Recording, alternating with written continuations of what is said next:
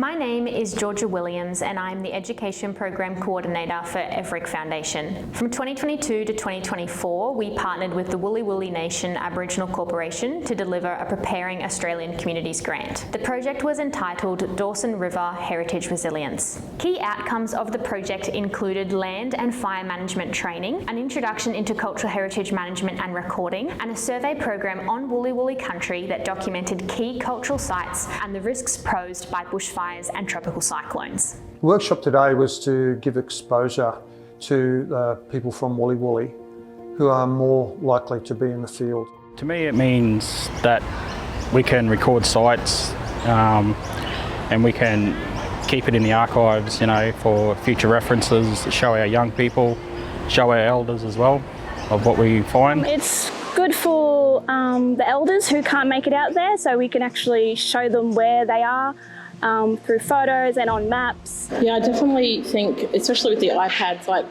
having been able to take a photo and it pinpoint the exact spot or where it was found. It's very important. It's very important because the fact is, if you write it down on paper, you could lose it. But if you got it down, that's in the iPad and stuff, you've always got it, and that can be passed down to family. And then we hope further down the track, they can start teaching their children the same thing what we've learned. My name is Ben Scoville. I'm an lithic analyst from Everick. So the purpose of the workshop was to talk about the stone technology that might be found on country.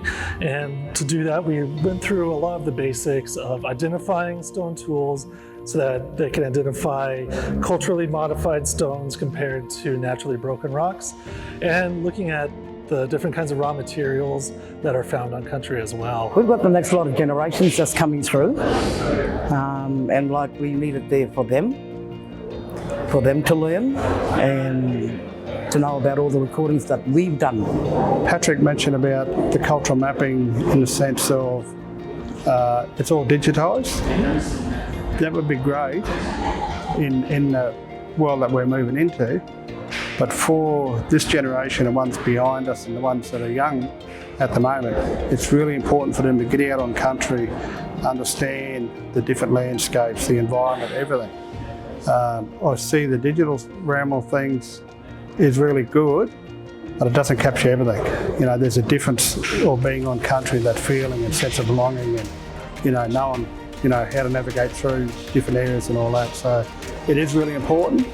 We've been saying it for a lot of years that we need to culturally map our whole country, so we understand how our old people live, but also where the young ones can understand their past, our past.